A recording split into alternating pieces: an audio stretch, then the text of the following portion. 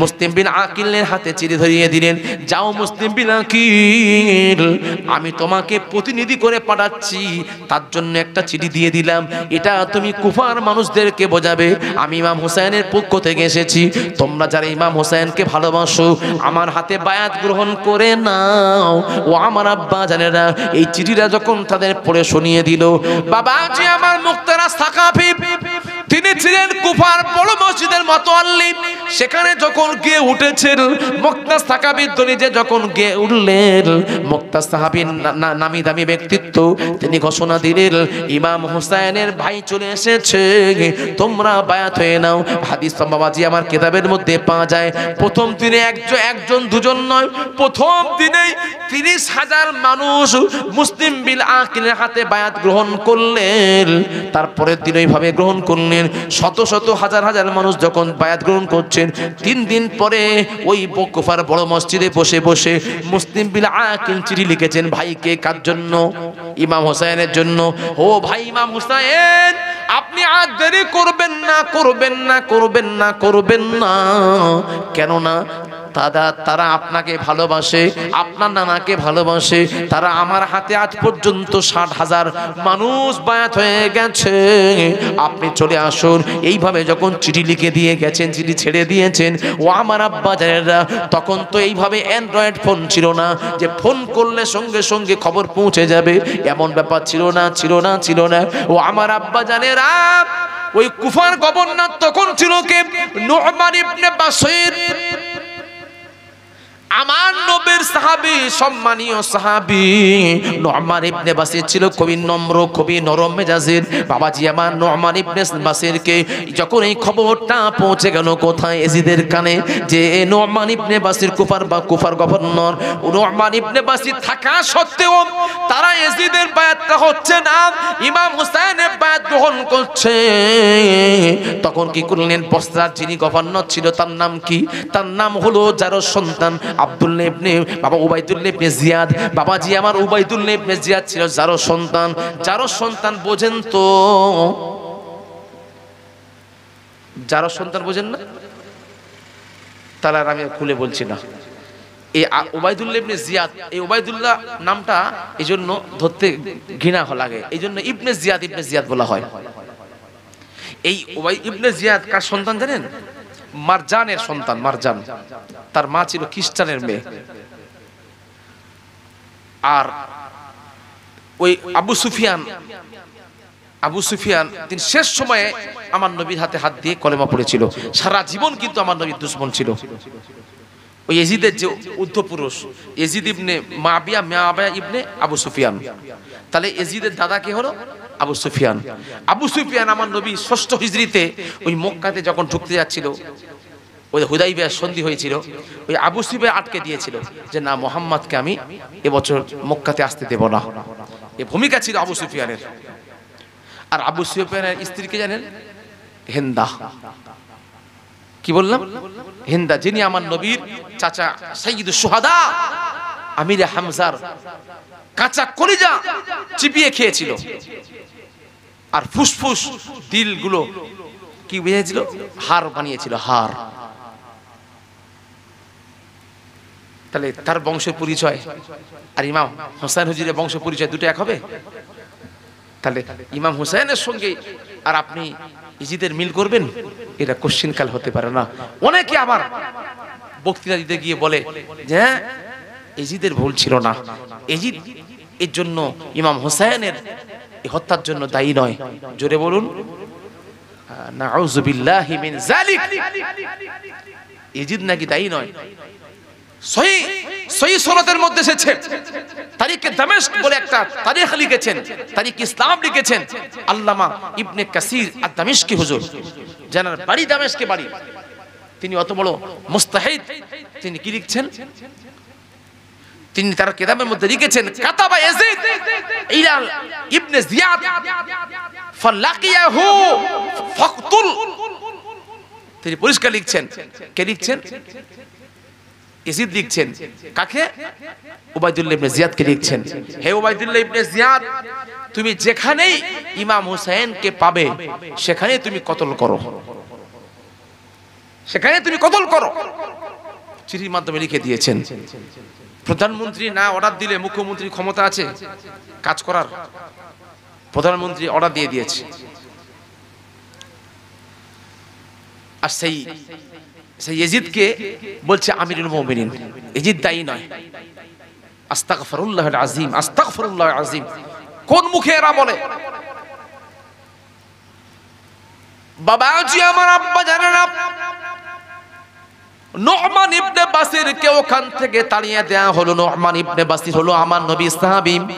কোন সাহাবী? কোন সাহাবী? নু'মান ইবনে বাসিরের অনেক হাদিস বর্ণনা আমরা পড়েছি, হাদিস পাকের মধ্যে এসেছে। ও আমার আব্বা জানে না, নু'মান ইবনে বাসিরকে তাড়িয়ে দিয়ে উবাইদুল্লাহ ইবনে জিয়াদ কুফার গভর্নর হয়ে গেল। বাবাজি আমার, কুফার গভর্নর হয়ে গেল। যখন দেখলেন যে মুসলিম বিল আকিলের হাতে বায়াত হচ্ছে, তিনি গিয়ে ঘোষণা দিলেন, হে কুফাবাসীরা, আমি তোমাদের কাছে এসেছি, আমি তোমাদের কাছে এসেছি। কার? গভর্নরের কাছ থেকে। বাবাজি আমার, ইয়াজিদের কাছ থেকে এসেছি। আমি তোমাদের কাছে শুনিয়ে দিচ্ছি, ইয়াজিদ ডাইরেক্ট ঘোষণা দিয়ে দিয়েছে, তোমরা যদি ইমাম হোসেনের বায়াত গ্রহণ করো, তোমাদের স্থাবর যত সম্পত্তি আছে সম্পত্তিগুলো বাজেয়াপ্ত করে দেয়া হবে। নাম্বার 2 হলো তোমাদের বিবিদেরকে বিধবা করা হবে, তোমাদের সন্তানদেরকে ইতিম করে দেয়া হবে। তোমরা কোন দিকে থাকবে? সন্তানদের পক্ষে থাকবে না তোমরা ইমাম হোসেনের পক্ষে থাকবে? তো এই কথা শোনার সাথে সাথে অনেকেই পালিয়ে গেল, ইমাম হোসেনের পাশ থেকে পালিয়ে গেল। মাগরিবের নামাজে ছিল 1000, বাবাজি আমার এশার নামাজে হয়ে গেল 500, ফজরের নামাজে হয়ে গেল মাত্র 5 জন। কেউ আর নেই, কেউ আর নেই। ও আমার আব্বা জানেরা, সেই সময় ওই ফাঁকে তো উবাইদুল্লাহ ইবনে জিয়াদ তার লস্কর এসে কি করলো, ওই কুফার বড় মসজিদের চাতানে শুয়ে বাবাজি আমার মুসলিম বিন আকিলকে শহীদ করে দিয়েছিলেন। সকলে বলুন ইন্না লিল্লাহি ওয়া ইন্না ইলাইহি রাজিউন। বাবাজি আমার, ওই মুসলিম বিন আকিলের সঙ্গে তার 2 সন্তান গেছিল। একজনের নাম হলো মুহাম্মদ, আর একজনের নাম হলো ইব্রাহিম। মাত্র 12 থেকে 13 বছরের বালক সন্তান। তাদের চোখের সামনে আব্বাকে যখন কতল করলো, তারা 2 ভাই থাকতে পারলো না, যে যার মতো জানে বাঁচার জন্য দৌড়ে দৌড়ে পালিয়ে গেল। বাবাজি আমার, সেই সময় উবাইদুল্লাহ ইবনে জিয়াদ বলছে, যে ব্যক্তি মুসলিম ইবনে আকিলের 2 সন্তানকে ধরে আনতে পারবে, আমি তাদেরকে পুরস্কার দেব, আমি তাদেরকে 10,000 দিরহাম টাকা উপঢৌকন দেব। কে পারবে বলো? সেই সময় একজন বীর পালোয়ান, তার নাম হলো হারিস বলল, জাহাপানা, চিন্তা করতে হবে না, আমি আপনার সামনে ওই 2 ভাইয়ের মুন্ডুখানা নিয়ে হাজির করে দেব। ও আমার আব্বা জানেরা, এবার হারিস খুঁজতে শুরু করে দিল। 2 ভাই মদিনার দিকে দৌড়ে দৌড়ে পালাচ্ছে, পেটে ক্ষুধা, আর হাঁটতে পারে না, রাত হয়ে গেছে। একটা বাগান সামনে ছিল, বাগানের ভিতর 2 ভাই বাগানের ভিতরে খেজুর গাছের তলে শুয়ে পড়েছে। এক ভাই আর এক ভাই কাঞ্জে ধরে কান্নাকান্নি করছে, ও ভাই, আমার আব্বা জান চলে গেল, অনেক পূর্বে আমাদের মা চলে গেছে, আমার আব্বা জান চোখের সামনে বিদায় নিল। এইভাবে ডুগরে ডুগরে কান্নাকান্নি করছে। ও আমার আব্বা জানেরা, সকাল যখন হয়ে গেল, ভোরের বেলা বাগানের যিনি মালিক, বাগানের মালিকের স্ত্রী খেজুর কুড়ানোর জন্য, খেজুর কুড়িয়ে বাজারে বিক্রি করার জন্য একটা বাজরা নিয়ে গেছেন খেজুর কুড়ানোর জন্য। খেজুর কুড়াচ্ছেন, একটু দূর থেকে বাচ্চা ছেলেদের কান্নার আওয়াজটা কানে এলো। মেয়ে ছেলে হারিসের স্ত্রী বলছে, কি ব্যাপার, বাগান থেকে কারা কাঁদে? দূরে গিয়ে দেখে না 2 জন পূর্ণিমার চাঁদের মতো বাচ্চা, ফলে চেহারা, সুন্দর চেহারা, একজন আর একজনকে জড়িয়ে ধরে অঝরে কান্নাকান্নি করছেন। যখন গেছেন, কে গো বাবা, তোমাদের পরিচয় কোথায়, তোমাদের বাড়ি কোথায়? এই যখন বলেছেন, বাবাজি 2 জন বাচ্চা আম্মা জান বলে জড়িয়ে ধরেছেন। মা ও বোনেদের দিলে বেশি মায়া দয়া থাকে, মা ও বোনেরা থাকতে পারলেন না। তখন হারিসের স্ত্রী ওই বাচ্চা 2টোকে নিয়ে বাড়িতে এলেন। বাড়িতে এসে মাথা মুছিয়ে দিলেন, মুখ মুছিয়ে দিলেন। বাবাজি আমার খাদ্যের ব্যবস্থা করলেন। 2 মুঠো খাওয়ার পরে বলছেন, বাবা গো, তোমাদের পরিচয়টা এবার বলে শুনি। ও আমার আম্মা গো, আমাদের পরিচয় হলো আমরা আহলে বাইত। আমার আব্বা জানের নাম হলো মুসলিম ইবনে আকিল। আমার আব্বা জানকে কুফার মানুষেরা শহীদ করে দিয়েছেন, আমরা থাকতে পারি নাই, আমরা জানে বাঁচার জন্য পালিয়ে গেছি। সেই সময় হারিসের স্ত্রী বলল, হে আমার সন্তানেরা, খবরদার খবরদার, তোমরা দুই ভাই কাঁদবে না, কাঁদবে না, কাঁদবে না, কেননা তোমাদের দুই ভাইয়ের মুন্ডু নেওয়ার জন্য আমার ঘরের স্বামী, আমার স্বামী তোমাদেরকে খুঁজে বেড়াচ্ছে, তোমরা খবরদার কাঁদবে না, এখানেই ঘরে থাকো। বাবাজি আমার ওই বলে রেখে দিয়েছেন, কিন্তু বাচ্চা ছেলেরা তারা পিতার শহীদ খবরটা, পিতার যে মৃত্যুর দৃশ্যটা ভুলতে পারছে না, তারা দুই ভাই আবার ডুগরে কেঁদে ফেলেছে। এমত অবস্থা হারিস বাড়িতে পৌঁছে গেছে। বাড়িতে খানা খাচ্ছিল হারিস, খানা খেতে খেতে যখন পাশের ঘর থেকে কান্নার আওয়াজ এলো, তখন বাবাজি আমার থালাটা সরিয়ে দিয়ে বলছেন, ও আমার বিবি গো, বলো বলো বলো, আমার বাড়িতে কোন সন্তানকে ধরে রেখেছো? না স্বামী আমার, ওই সন্তান আমাদের সন্তান নয়, পাশের বাড়ির সন্তান। না হারিস বলছে, বিবি গো, ওদের কান্নার আওয়াজটা আমাদের বাচ্চাদের কান্নার আওয়াজের সঙ্গে মেলে না। এই বাচ্চার কান্নার আওয়াজটা হলো মদিনার বাচ্চাদের কান্নার আওয়াজ। ও বিবি, সত্যি কথা বলো, আমার বাড়িতে কোনো বাচ্চা আছে নাকি? না স্বামী, বাড়িতে কোনো বাচ্চা না, আপনি খেয়ে নিন। আবার খেতে শুরু করলেন। আবার যখন বাচ্চা ছেলেরা কাঁদতে শুরু করলেন, ভাতের থালায় লাথি মারলেন, লাথি মেয়ে দরওয়াজাতে লাথি মারলেন। বাবাজি আমার যেমন হাঁসকর থেকে মুরগির ছানাগুলো বাবাজি আমার ডানা ধরে বের করে দুই ভাইকে হিচকা মেরে বের করতে শুরু করলেন। দুই ভাই হারিসকে দেখে আব্বা জান বলে দুটো পা জড়িয়ে ধরলেন। হারিসে নিষ্ঠুর হারিস, তার দিলেও একটু দাগ কাটলো না। তাদেরকে ধরে ধরে নিয়ে যাচ্ছেন ফোরাত নদীতে। বাবাজি আমার যখন নিয়ে বের করে নিয়ে যাচ্ছে, সেই সময় হারিসের স্ত্রী বলছে, স্বামী আমার, আপনার কত টাকা লাগবে বলুন, আমি আপনার সব টাকা দেব, আপনি কিন্তু আমার সন্তানদের মারবেন না, তারা মাসুম বাচ্চা, তারা আমাকে আম্মা জান আম্মা জান আম্মা জান বলে জড়িয়ে ধরেছে, আপনি মারবেন না, মারবেন না, মারবেন না। বিবিকে লাথি মেরে ফেলে দিয়েছে। বিবি বললেন, এত আপনি নিষ্ঠুর হয়ে গেলেন, আপনি কেমন করে নিয়ে যাচ্ছেন, আপনি ওকে মারবেন না। বিবিকে বাবাজি আমার কাছে বেঁধে নিয়ে চলে গেলেন। বিবিকে বেঁধে দিয়েছেন। এবার দুই সন্তানকে ধরে ধরে ওই বাবাজি আমার ফোরাত নদীর পাশ দিয়ে যখন নিয়ে যাচ্ছেন, এবার চিন্তা করলো হারিস, চিন্তা করলো, আমি ধরে নিয়ে যাচ্ছি, কিন্তু আমার থেকে যদি আরো শক্তিশালী কেউ এসে যায়, তাহলে আমার এত কষ্ট বৃথা হয়ে যাবে। অতএব আমি এদেরকে জিন্দা না নিয়ে গিয়ে যদি এদের মুন্ডুটা নিয়ে যাই, তা সেটা তো নিয়ে যাওয়া সমান হয়ে যাবে। বাবাজি আমার কি করলেন, ফোরাত নদীর তীরেতে এক ভাইয়ের নাম মোহাম্মদ, ওই মোহাম্মদকে ফেলে দিয়ে মাথার উপরে হাত দিয়ে একটা পা বুকের উপর চাপ দিয়ে তলোয়ার চালিয়ে দিয়েছে। সেই সময় কাঁদতে কাঁদতে বলছেন, আমাকে মারবেন না হারিস, আমার আব্বা জানকে কুবামাসিরা মেরে দিয়েছে, আপনি আমাকে মারবেন না, মারবেন না।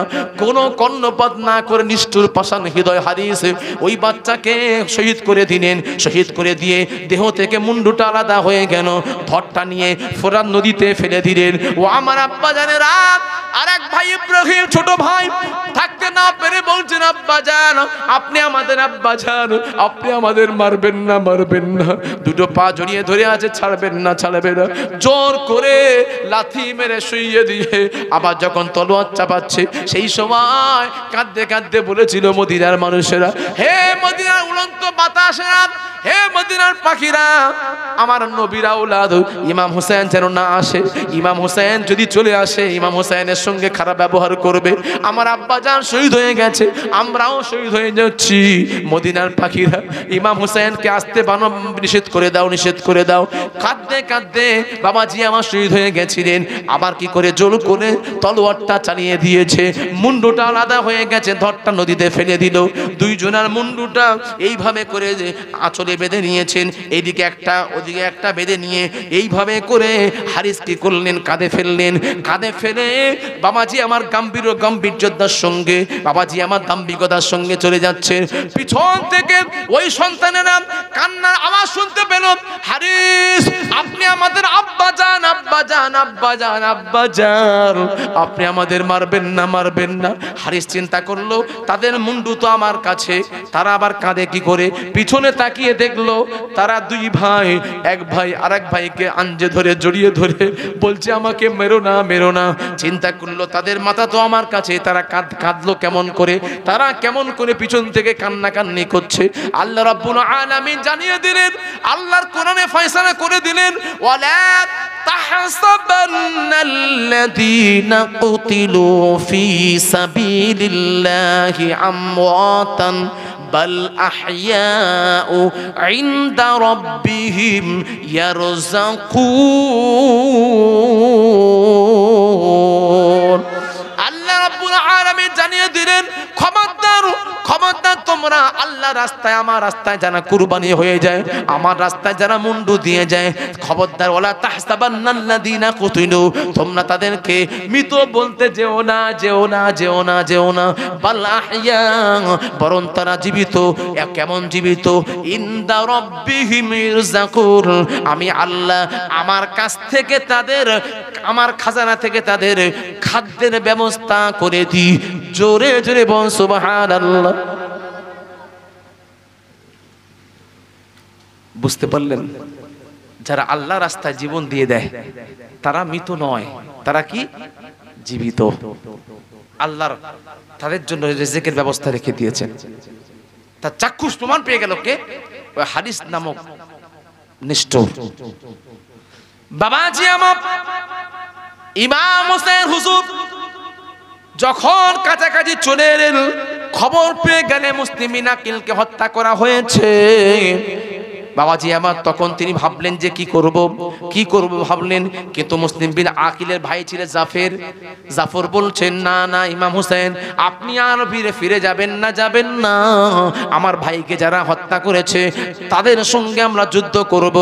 ইমাম হোসেন তখন চলতে শুরু করলেন। বাবাজি আমার কুফায় না ঢুকে, কুফায় যে ঢুকবেন তারা বাধা দিলেন, হে ইমাম হোসেন, আপনাকে কুফাতে ঢুকতে দেব না, আগে আপনি বায়াত গ্রহণ করুন, কার এজিদের বায়াতটা গ্রহণ করুন, তবেই আপনাকে কুফাতে ঢুকতে দেয়া হবে, না হলে দেয়া হবে না।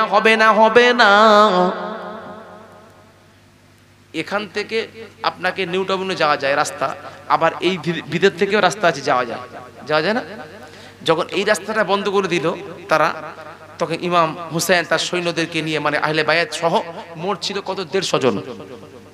মোট ছিল সংখ্যা 150 জন। উনি এই রাস্তাটা বন্ধ দেখে এই দিক থেকে ঘুরে উনি আর কুফায় না ঢুকে সরাসরি চলে গেলেন কোথায়? কারবালাতে যখন পৌঁছায় তখন হচ্ছে মুহররমের 2 তারিখ। ওখানে গিয়ে বোঝাপড়া হচ্ছে উমর ইবনে সাদ, সে হচ্ছে দায়িত্ব আছে কার? আপনার ইবনে জিয়াদের পক্ষ থেকে, আপনার এজিদের পক্ষ থেকে তিনি নেতৃত্ব দিচ্ছেন। কোথায়? কারবালা। তা ইবনে জিয়াদকে আপনার উমর বিন সাদকে বললেন, ভাই আপনি যাই বলুন না কেন, আপনি তো ডেকেছেন, আমি এসেছি, আপনাদের ডাকাতে আমি তো এসেছি, জোর করে আসি নাই। প্রমাণ কি আছে? এই দেখুন না, আপনি তো কত চিঠি দিয়েছেন, সব দেখুন। তা বলছেন না, আপনাকে ঢুকতে দেওয়া হবে না যতক্ষণ না আপনি বায়াত হচ্ছেন। কার বায়াত? এজিদের বায়াত। ততক্ষণ পর্যন্ত আপনাকে যেতেই দেওয়া হবে না, আটকে দেওয়া হবে। তখন তিনি বলেছিলেন, দেখুন আপনি এক কাজ করুন, আপনি তাহলে আমাকে সেই এজিদ পর্যন্ত যেতে দেন, আমাকে ফিরে দিতে যান, না হলে আমি এজিদের সঙ্গে যাই, তার সঙ্গে ডাইরেক্ট আমার বোঝাপড়া হবে। বলছে না, তাও হবে না, আপনি আমাকে বায়াত হতে হবে আমার হাতে, আমাকে বলেছে। এইভাবে দিন চলে, 1 দিন 2 দিন 3 দিন করে অনেক স্টে দেয়া হলো। এবার যেদিন দেখলেন যে 3 দিন আগে 7 তারিখ থেকে ফোরাত নদীর পানি বন্ধ করে দিল, ফোরাত নদীর পানি বন্ধ করে দেওয়া হয়েছে। ও আমার আব্বা জানেন না, হাদিস পাকের মধ্যে পাওয়া যায় দুনিয়ার মধ্যে 4টে নদী হলো জান্নাতি নদী। দুনিয়ার মধ্যে 4টি নদী হলো জান্নাতি নদী। নাম্বার 1 হলো নীল নদ, যে নীল নদের মধ্যে বাবাজি আমার ফেরাউনের লস্করেরা, ফেরাউনকে আল্লাহ পাক হালাক করে দিয়েছিলেন।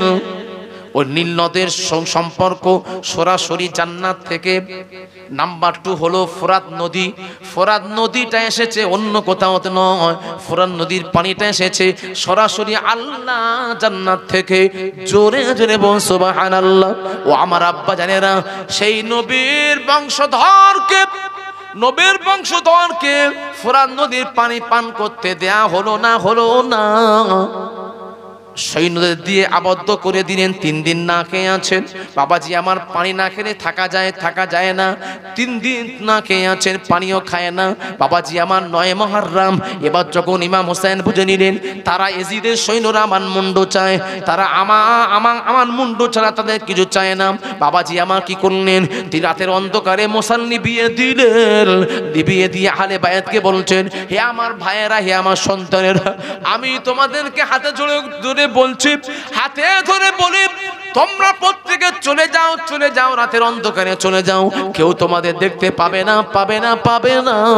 আমি হোসেন, আমার মুন্ডুটা এজিদের দরকার, আমি মুন্ডু দিতে রাজি আছি, আমি অন্যায়ের সঙ্গে আপোষ করতে রাজি নাই। তোমরা প্রত্যেকে চলে যাও। যখন এই কথা বললেন আহলে বায়াতরা বলছেন, হে ইমাম হোসেন, আপনি খবরদার এমন কথা বলবেন না। আজকের ইন্তেকাল হলেও আমাদের ইন্তেকাল হতে হবে, কালকের হলেও হতে হবে, তাহলে আমরা জিহাদ করে ইন্তেকাল করতে রাজি আছি। আমরা যদি ফিরে যাই কিয়ামতের দিন নবীর কাছে কেমন মুখ দেখাবো? হে ইমাম হোসেন, আপনার সঙ্গে আমরা জিহাদ করতে রাজি আছি। বাবাজি আমার তখন কি করলেন, ওই বাবাজি আমার 9 তারিখের রাতের বেলাতে সারা রাত জেগে আল্লাহর কাছে তওবা তিল্লা করেছেন, আল্লাহর কাছে জিকির আজকার করেছেন, দোয়া মোনাজাত করেছেন। বাবাজি আমার ফজরের পরে থেকে বাবাজি আমার ওমর ইবনে সাদ প্রথমেই তীর নিক্ষেপ করলো, যুদ্ধ শুরু হয়ে গেল। একের পর এক আহলে বায়াত যাচ্ছেন, বাবাজি আমার শহীদ হয়ে যাচ্ছে।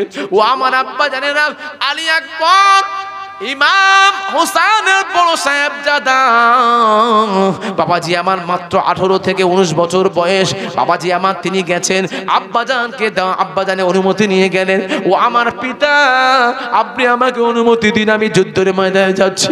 যাও বেটা, চলে যাও। অনুমতি নিয়ে চলে গেলেন। বাবাজি আমার যেমন শোষা কেমন কাটে বাবাজি আমার ফালি করে, ইমাম আলী আকবর একাই যথেষ্ট, একাই হাজারো কুফার মানুষদেরকে, এজিদি সৈন্যদেরকে বাবাজি আমার কচু কাটা করেছে, কিন্তু পানির পিপাসায় থাকতে পাচ্ছেন না। ইয়া আবাতা সহু আতাস, আব্বা জান আপনি আমাকে পানি দিন। ওই তারা 5000 সৈন্য আমি আমার মোকাবিলায় যথেষ্ট, আমি তাদেরকে কচু কাটা করবো, পানি দিন। সেই সময় ইমাম হোসেন কাঁদতে বললেন, ও আমার পুত্র আলী আকবর, পানি নাই রে বেটা, পানি নাই। এই আমার শুকনো জিভটা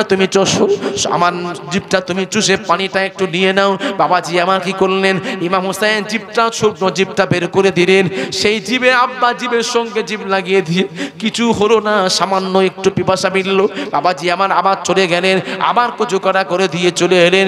পিছন থেকে একদম বর্ষা মারলো, বর্ষা যখন মেরেছেন পিঠ ভেদ করে পেটে বেরিয়ে গেল।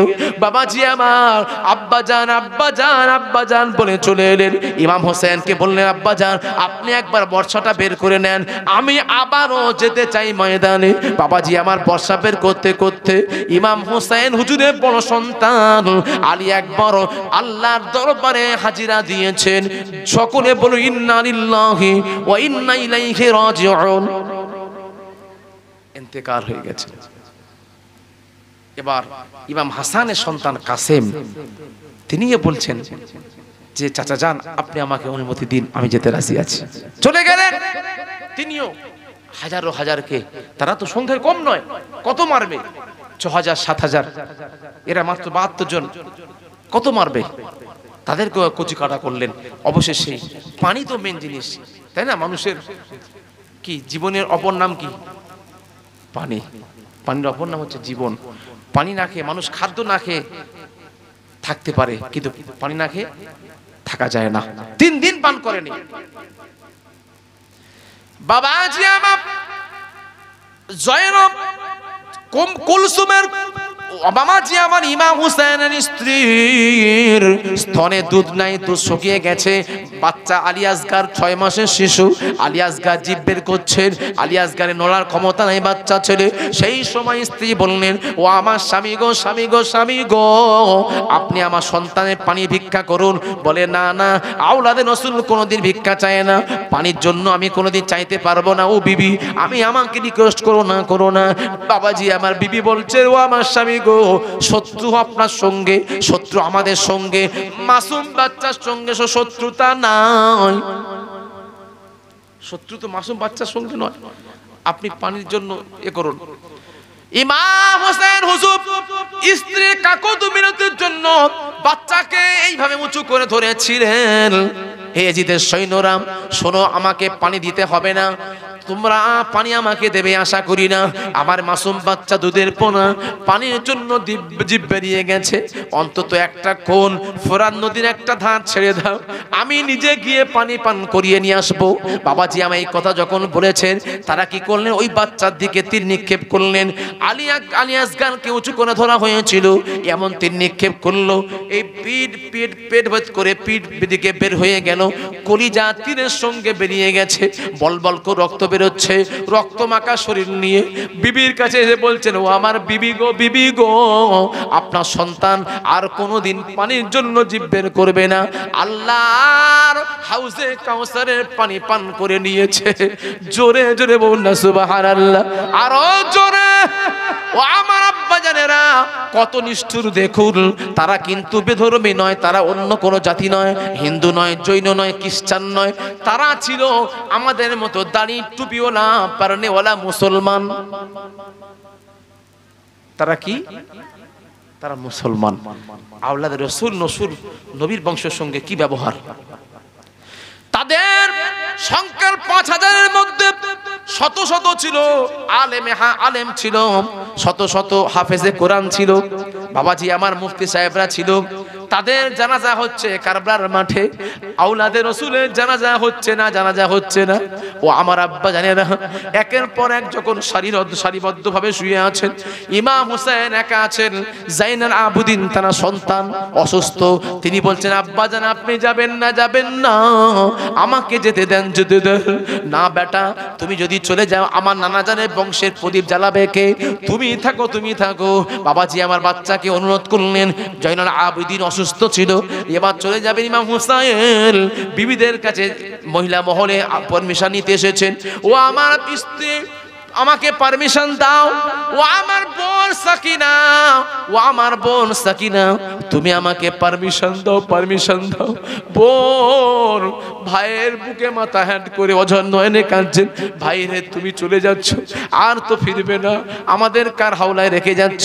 ও বোন সাকিনা, কেঁদো না, কেঁদো না, জয়নাব কেঁদো না, কেঁদো না, আমি কথা দিচ্ছি আল্লাহর হাওলায় রেখে যাচ্ছি, তোমাদের সঙ্গে আমার দেখা হবে আল্লাহর জান্নাতে।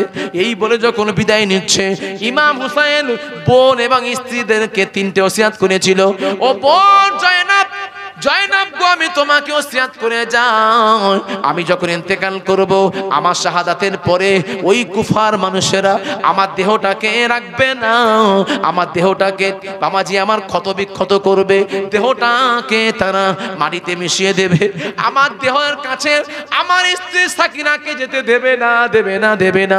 সাকিনা যদি আমার দেহের কাছে যায়, সে টিকতে পারবে না, অস্থির হয়ে পড়বে, সাকিনাকে যেতে দেবে না।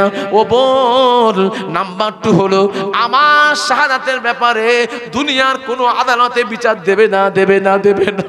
যদি কষ্ট হয় আমার নানা জানের মাজার মুকাদ্দাসের কাছে গিয়ে আপিল করবে। 3 নম্বর হলো, ও বোনেরা, আমার শাহাদাতের খবর পেয়ে আমার শাহাদাতের কাছে গিয়ে তোমরা কেউ মাতন করবে না, বুকে হাত চামলাবে না, মাথার চুল ছিঁড়বে না। কেননা আরবের মানুষেরা তখন মেয়ে ছেলেরা কাদার সময় তারা চুল ছিঁড়তো, তারা মাতন করতো, এটা আমার নানা যা নিষেধ করেছেন। ও বোন, তোমাকে আমি তোমাকে ওসিয়াত করে গেলাম। এই বলে বিদায় নিয়ে চলে গেছেন, চলে গেছেন। ও আমার আব্বা জানে না, কাবলার প্রান্তে দোয়া করেছেন। ইমাম হোসেন হুজুর যখন শাহাদাতের মাঠে লাগবেন, সেই সময় তলোয়ার হাতে নিয়েছিল। বাবাজি আমার বলেছিল, বলগো আমার আব্বা জানের জুলফিকারটা দাও, আমার নানা জানের সবুজ রঙের পাগড়িটা দাও, পাগড়িটা আমি মাথায় দিতে রাজি আছি। আমার চাচা জানের, আমার চাচা জানের লোহার ব্রাহ্মণ পোশাকটা আমাকে দাও। রেডি হয়ে চলে গেছেন, হাত তুলে দোয়া করছেন, রব্বুল আলামিন, আমি তো শাহাদাত বরণ করব, আল্লাহ গো আমি কিছু চাই না, আমার শাহাদাতের বিনিময়ে কিয়ামতের দিন কঠিন মুসিবতের সময়ে আমার গুনাহগার নানা জানে উম্মতকে আপনি আপনি নাজাত করে দেবেন। জোরে জোরে বল সুবহানাল্লাহ, আরো জোরে। ইমাম হোসেন হুজুর শহীদ হয়েছেন কেন? আমাদের জন্যই শহীদ হয়েছেন। আর যারা এই উম্মত বলে দাবি করছে, ইমাম হোসেন হুজুরের মুন্ডুর জন্য যারা পিপাসিত ছিল, লালায়িত ছিল, তারাও তো নবীর উম্মত। তারা কি কিয়ামতের দিন নবীর সুপারিশে আশা করতে পারবে? কখনো নয়, তারা পারবে না। কি মুখ দেখাবে?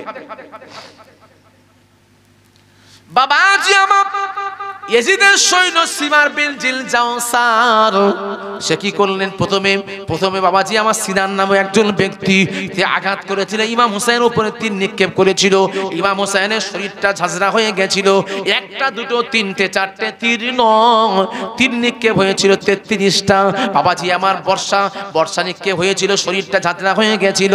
ইমাম হোসেন হুজুর বাবাজি আমার সেই দিনটা ছিল শুক্রবার, আসরের নামাজের পরে ইমাম হোসেন হুজুর শাহাদাত বরণ করেছে। বাবাজি আমার তিনি রোজা অবস্থায় ছিলেন। কি ছিল?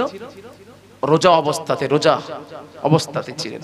ইমাম হোসেন হুজুরের কষ্ট দেখে নানা জান বলছে, বাবা আমি তোমার জন্য তো অপেক্ষা আছি, কষ্ট আর নয়, শহীদ হবেন। নানা জান হাজির, যে কষ্ট নাই, তোমার পানির জন্য কষ্ট হচ্ছে, আমি তোমার নানা জান জান্নাতি ইফতার করানোর জন্য তোমার জন্য রেডি। জোরে বলুন না সুবহানাল্লাহ। বাবাজি আমার ইমাম হোসেন হুজুরের কাটা মুন্ডুটা নিয়ে যখন সিমার বিন জিলজাওসান মুন্ডু কাটা হলো, ইমাম হোসেন হুজুরের শরীরটাকে যাতে করে ইমাম হোসেন হুজুরের মোহাব্বতের মানুষেরা পরখ করে না আসতে পারে, এই জন্য শরীরের উপরে 70টা ঘোড়া দৌড় দেওয়া হয়েছিল। গোস্ত হাড় পুরো সব তজনাচ হয়ে গেছিল। বাবাজি আমার তারা একটা দুটো করে সমস্ত দেহর মুন্ডুখানা নিয়ে চলে গেল কোথায়? বাবাজি আমার দামেস্কে চলে যাচ্ছিল। প্রথমে চলে যাবে কোথায়? উবাইদুল্লাহ ইবনে জিয়াদের দরবারে যাবে, ওখান থেকে ইয়াজিদের দরবারে যাবে।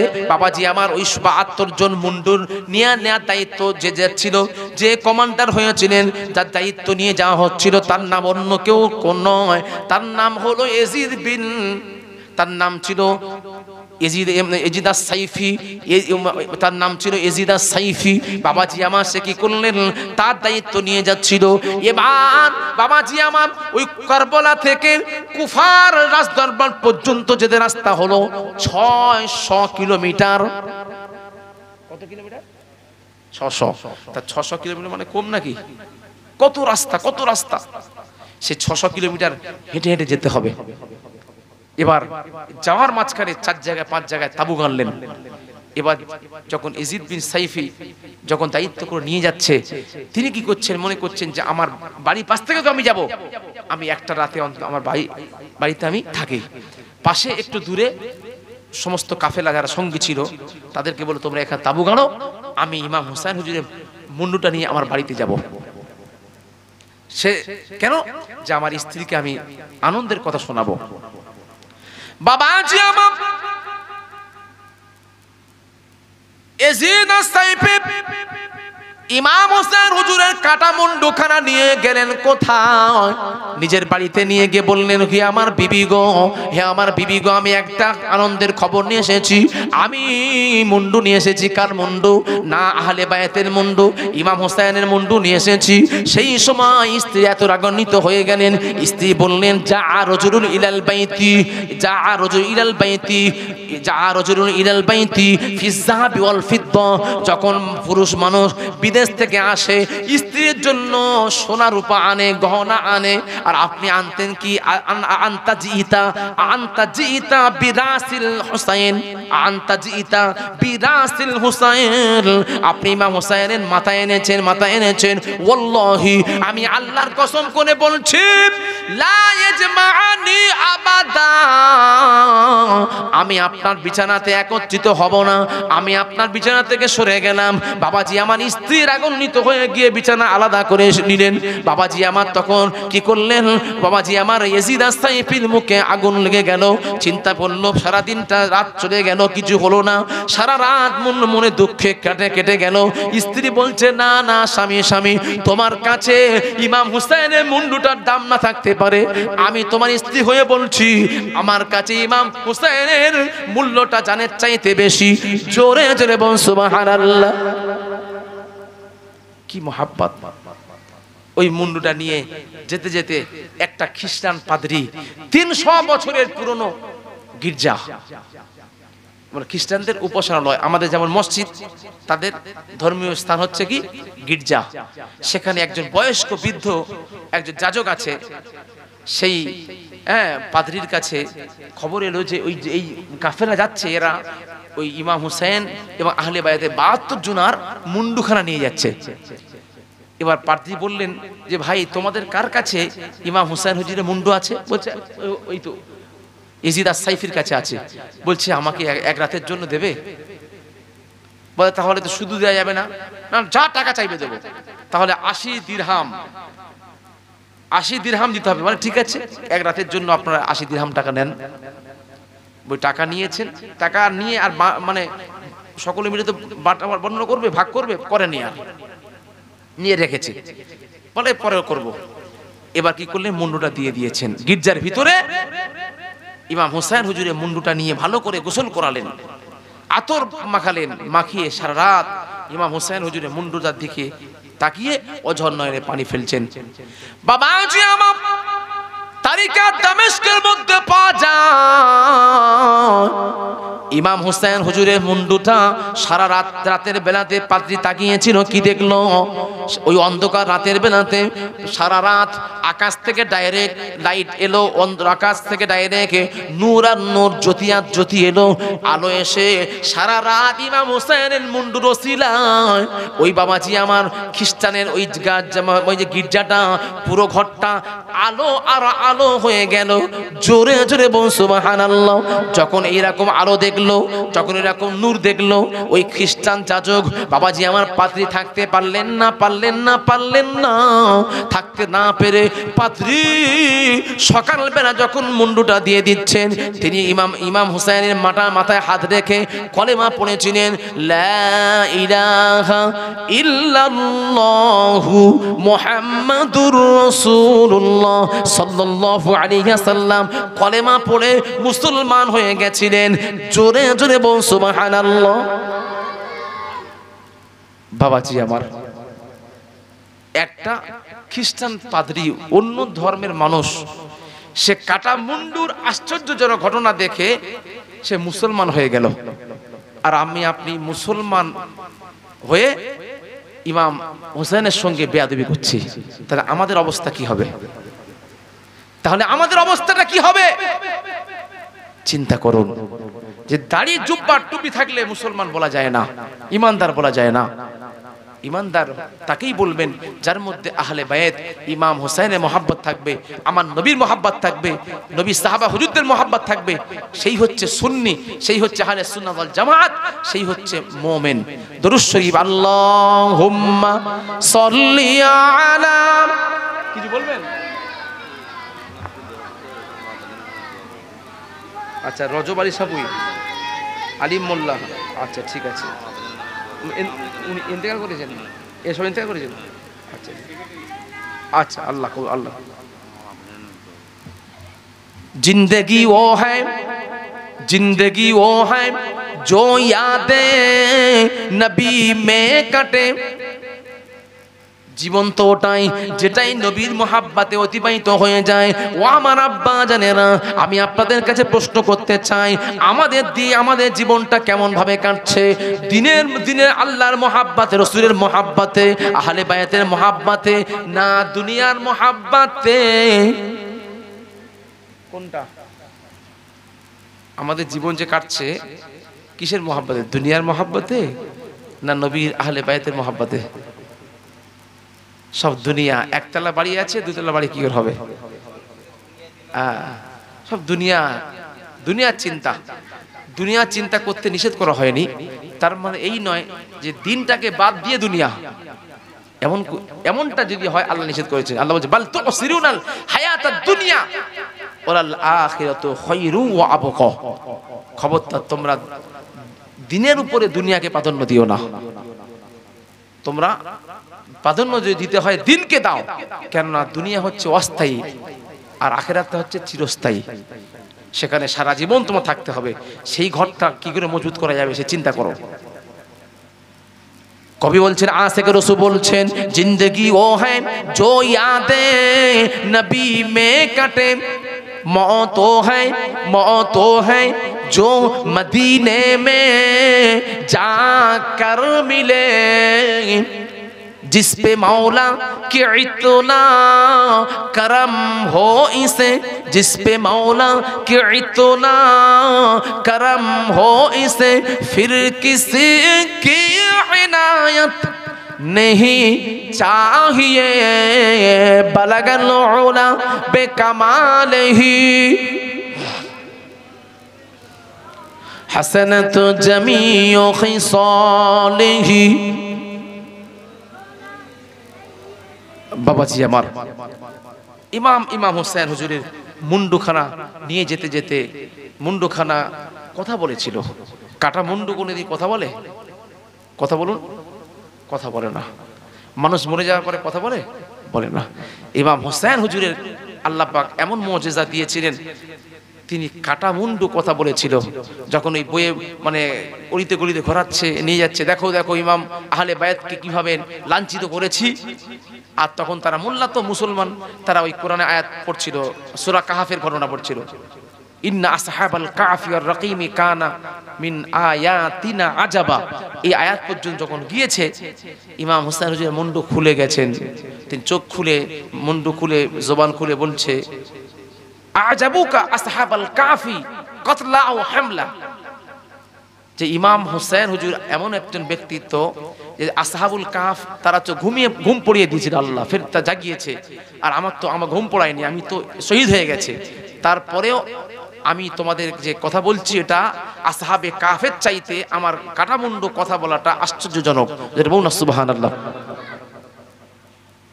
সে কাটামুন্ডুটা 5 বছর পর্যন্ত ওই ইজিদের দরবারে ছিল। ইজিদ প্রথম তো মুন্ডু দেখেই তো আনন্দ, খুব আনন্দ।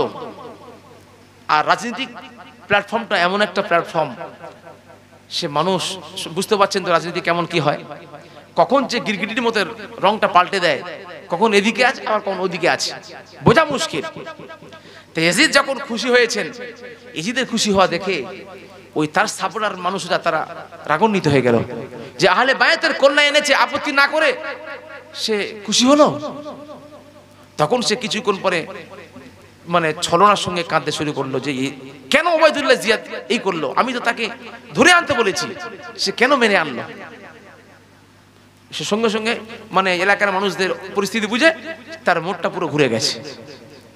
কিন্তু ইজিদ অ্যাকচুয়ালি খুশি হয়েছিলেন। আর ইজিদের যারা সাফাই গাইছে তারা বলছে না, ইজিদ জানতো না, এটা চ্যালেঞ্জ থাকলো আমাকে, অনেক তাহকিক করেছি আমি, অনেক গবেষণা করে এই কথা কিন্তু বলছি যে ইজিদ ডাইরেক্ট লিখেছিল ফাকাতাবা ইজিদ ইলাল উবাইদুল্লাহ ইবনে জিয়াদ, তিনি লিখছেন উবাইদুল্লাহ ইবনে জিয়াদকে, ইজা লাকিয়াহু ফাকতুল, যেখানেই তুমি ইমাম হোসেনকে পাবে সেখানে তুমি কতল করো। এটা সহিহ সনদ।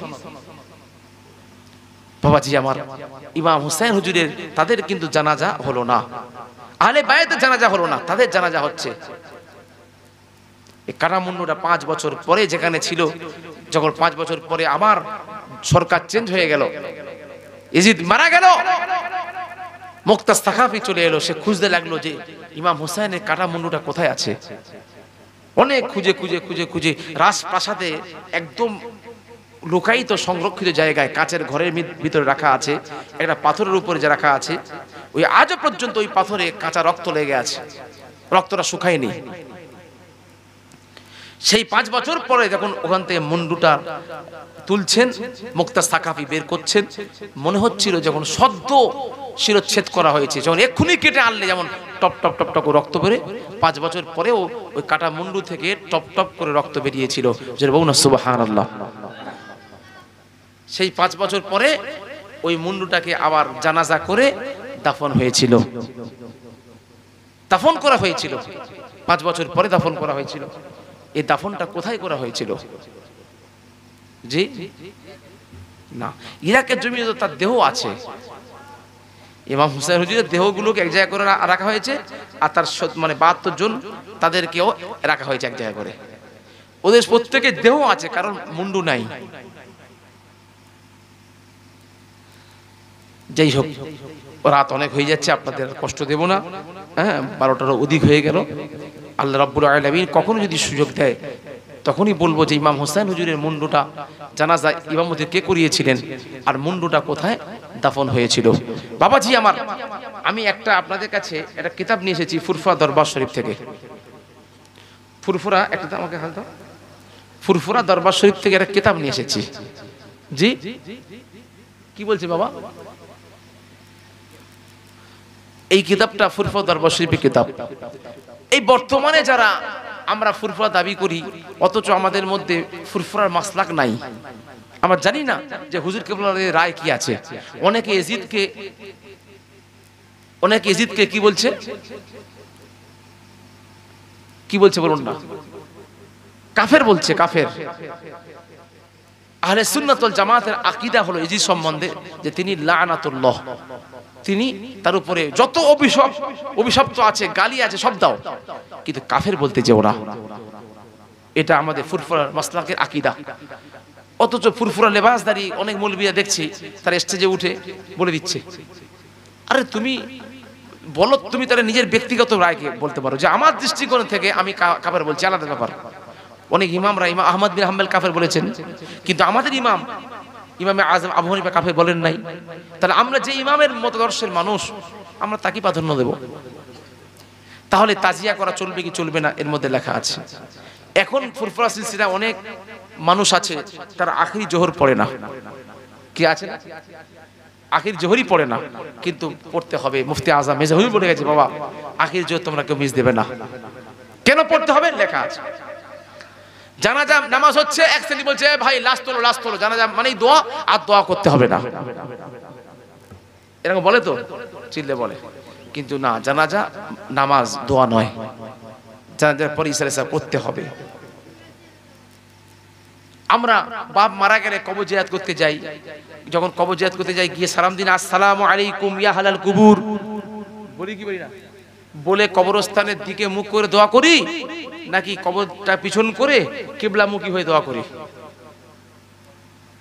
কোনটা করেন আপনারা? জি হ্যাঁ, কবরের দিকেই মুখ করে করেন। এটাই হচ্ছে মুস্তাহাব, এটাই হচ্ছে সুন্নতের আমল। কিন্তু এক শ্রেণী মৌলবী আছে বলছে না, কবরের দিকে সালাম দেয়া হয়ে গেছে, ব্যাস শেষ, এবার তোমরা এটা ঘুরে দাঁড়াও, পশ্চিম দিকে মুখ করে আমরা দোয়াটা করি। না, মনে করবেন যে ও কোম্পানি আমাদের নয়। এর উপরে আমাদের মুজাদ্দিদ জামানের আয় আছে, কি করবেন? অনেকে দেখেন না, এশার নামাজ পড়তে পড়তে ওই যে এশার নামাজের ভেতরে পড়ে যে নফলটা আছে, ওটা আবার কি করে দাঁড়িয়ে পড়ে না অনেকে, বলে আমি একটু বেশি, আমি কেন বসে পড়বো, আমি নওজোয়ান আছি। আরে ওর উপর তো মুজাদ্দিদ জামানের ফতোয়া এসে গেছে যে বসে পড়াটা সব বেশি, যে বলুন না সুবহানাল্লাহ। তাহলে আপনি কেন খামাখায় দাঁড়িয়ে পড়তে যাবেন? কি বুঝতে পারছেন না কথাটা? আপনি দাঁড়িয়ে পড়ছেন, নিষেধ করছেন না, কিন্তু আপনি মাসলাকে ফুরফুরার অধীনে আছেন, আপনাকে উলিল আমর মানতে হবে। আপনি উলিল আমর থেকে বেশি বোঝেন নাকি? বাবাজি আমার, এই কিতাবটা আপনাদের দরবারে নিয়ে এসেছি, যেখানে সেখানে পাবেন না। দরবারের কিতাব। আমার আব্বাজান হুজুর কেবলা, মেজদি হুজুর কেবলা খলিফা ছিলেন, তিনি আব্বাজান হুজুর কেবলা বলতেন, আব্বাজান লিখতেন। আল্লাহ ওলিদের সঙ্গে সম্পর্ক থাকলে অনেক কিছু হয় বাবা। আব্বাজান হুজুর কেবলার ইন্তেকালটা হয়েছিল জুমার নামাজের পরেই, সুস্থ শরীরে খাওয়া দাওয়া করেছেন, তারপরে বলে কষ্ট হচ্ছে বলে কলেমা পড়তে পড়তে ইন্তেকাল করেছেন। জোরে বলুন না সুবহানাল্লাহ। তার কি ইন্তেকাল! এই জন্য আল্লাহ ওলিদের সঙ্গে সম্পর্ক রাখুন। আল্লাহ ওলিদের সঙ্গে সোহবত রাখলে কি হবে, আপনার জীবনটা সোনায় সোহাগা হয়ে যাবে, হাকিকাতে জীবন আপনি ফিরে পাবেন। আমি এই কিতাবটা নিয়ে এসেছি, কিতাবের মূল্য অনেক, আজকের আপনাদের সে মূল্য দিতে হবে না, দাম ফেলা আছে 180 টাকা। আপনাদের ছাপানো খরচটা যেটা লেগেছে সিলসিলা স্বার্থে সেইটা দেন, 100 টাকা দিয়ে যদি কেউ নিতে চান। ভাই একটু উঠে এসো তো ভাই, এটা একটু আমার ভাইদের হাতে একটু দিয়ে দেন। যদি কেউ নিতে চান 100 টাকা তো আপনার পান সিগারেট খেতে চলে যায়, চা দোকানে চা খেতে, পান খেতে, আর কেউ মেহমান এলে চলে যায়। তার সিলসিলাকে আপনারা ভালোবাসেন, এই কিতাবগুলো আপনি যদি না রাখেন, আপনি না পড়তে পারলে মা বোনকে দেবেন, তারা পড়বে, ইমাম সাহেবকে দেবেন, সে পড়বে। এইভাবে করে আপনি হাতে তুলে দেন, সাদকায়ে জারিয়া। মুজাদ্দিদ জামান দাদা হুজুর পিকেলা মিজলা হুজুর পিকেলা বলেছেন, বাবা আমার কিতাব যার বাড়িতে থাকলো, আমি আবু জাফর সিদ্দিকী বলছি আমার রুহানিয়াত তার বাড়িতে থাকলো। যারা বলুন সুবহানাল্লাহ। মুহাব্বতে দরুদ শরীফ, আল্লাহুম্মা সাল্লি আলা মাওলানা মুহাম্মদ ওয়া আলা আলি সাইয়্যিদিনা। कुर्ब हक से जो लाया, कुर्ब हक से जो लाया है नूरे नबी। ओ मोहम्मद सल्लल्लाहु अलैहि वसल्लम, ओ मोहम्मद मदीने में मौजूद है, इसलिए जो उम्मतों को ख्याले अदब हर मुसलमान के सीने में मौजूद है। ला इलाहा, जोरे जोरे ला इलाहा, ला इलाहा इल्लल्लाहु। বাবাজি আমার দোয়া হবে, দোয়ার পূর্বে আমরা প্রত্যেকে আল্লাহর দরবারে একবার ইস্তেগফার পড়ে নিই, সকলে পড়ি। তা নিয়ে আসেন, তারপর বসে আছেন কেন? তাবারকটা নিয়ে চলে আসেন বাবাজি আমার। হ্যাঁ হ্যাঁ, আপনারা বললেন না যেরকম দোয়া করে দিতে, ওই জন্য আমি বলি হয়তো সব রেডি হয়ে গেছে।